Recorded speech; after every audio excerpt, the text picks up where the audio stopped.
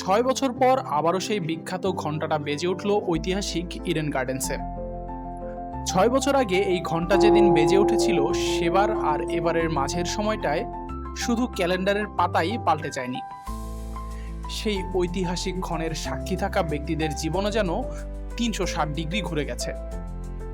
প্রথমবার দিবারাত্রির টেস্ট আয়োজনের সেদিন ছিলেন বাংলাদেশের প্রথম টেস্ট অধিনায়ক নাইমুর রহমান দুর্জয়, ভারতীয় ক্রিকেট বোর্ডের তৎকালীন সভাপতি সৌরভ গাঙ্গুলি, এমনকি বাংলাদেশের তৎকালীন প্রধানমন্ত্রী শেখ হাসিনাও। মজার ব্যাপার হলো, এই তিনজন সহ সেই ম্যাচের সাক্ষী আরও অনেকের জীবনই এলোমেলো হয়ে গেছে এই দুইবার ঘণ্টা বেজে ওঠার মাঝের সময়টায়। টেস্ট ম্যাচ শুরুর আগে ইডেনের ঘণ্টা বাজানোর রেওয়াজ বহু পুরনো। সৌরভ গাঙ্গুলি সভাপতি হবার পর ভারতের ইতিহাসের প্রথম পিঙ্ক বল টেস্ট বা দিবারাত্রির টেস্ট ম্যাচ আয়োজন করেন ঐতিহাসিক ইডেনে। এমন ঐতিহাসিক মুহূর্তকে আরও স্মরণীয় করতে সৌরভ আমন্ত্রণ জানান বাংলাদেশের প্রথম টেস্ট অধিনায়ক নাইমুর রহমান দুর্জয়কে।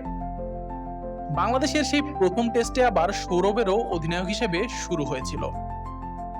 দুর্জয়ের পাশাপাশি আরও আমন্ত্রণ করা হয় বাংলাদেশের তৎকালীন প্রধানমন্ত্রী শেখ হাসিনা ও পশ্চিমবঙ্গের মুখ্যমন্ত্রী মমতা ব্যানার্জিকেও। সেই সাথে তখনকার বিসিবি সভাপতি নাজমুল হাসান পাপন তো ছিলেন। মজার ব্যাপার হলো, ইডেনে আজ সেবারের পর প্রথম যখন ঘণ্টা বেজে উঠল, তখন জীবন ৩৬০ ডিগ্রি মোড় নিয়েছে প্রায় সবারই।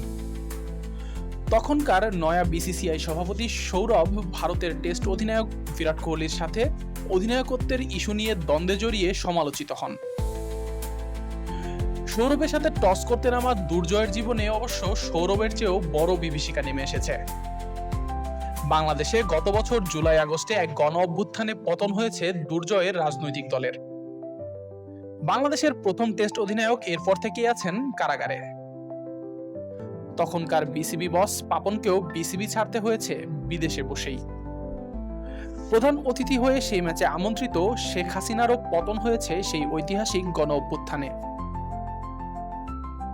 সেই ম্যাচে খেলা খেলোয়াড়দের জন্য ঘটেছে বেশ কটি মনে রাখার মতো ঘটনা। ভারতীয় অধিনায়ক বিরাট কোহলি সেই ম্যাচে সেঞ্চুরি করেন। এরপর ব্যক্তিগত ১৩৬ রানে আউট হন এবাদত হোসেনের বলে। বিরাটের বিগ উইকেটটি নেবার পর ইবাদতের ট্রেডমার্ক স্যালুট সেলিব্রেশন প্রায় ৩ বছর ধরে ছিল আলোচনায়, কারণ এরপরই যেন সেঞ্চুরি করাটাই ভুলে গেছিলেন বিরাট। আন্তর্জাতিক ক্রিকেটে বর্তমানে ৮২ সেঞ্চুরির মালিক বিরাটের সেই স্যালুট কাণ্ডের পর আর একটা মাত্র সেঞ্চুরি করতে অপেক্ষা করতে হয় ৩ বছর। রান মেশিন বিরাট রীতিমতো অফ ফর্মে চলে গেছিলেন সেই কাণ্ডের পর। সেই সাথে বাংলাদেশের আলোচিত ক্রিকেটার ইমরুল কায়েস আর আলামিন হোসেনের আন্তর্জাতিক ক্যারিয়ারেরও যবনিকাপাত ঘটেছিল সেই টেস্টের পরই। ৬ বছর পর ইডেনের ঘণ্টার ধ্বনি যেন আবারও সেই স্মৃতিগুলোকেই সামনে নিয়ে এলো। বিরাটের মতো ব্যাটারের অফ ফর্ম থেকে শুরু করে ম্যাচের প্রধান অতিথি শেখ হাসিনার পতন, কিংবা আরেক অতিথি নাইমুর রহমানের কারাবাস। এক টেস্ট ম্যাচ প্রতীকী অর্থে হলেও এত কিছুতে যোগসূত্র টেনে দিবে, সেটাই কি ভাবা যায়? আশিকুর রহমান শান্ত, ডি স্পোর্টস।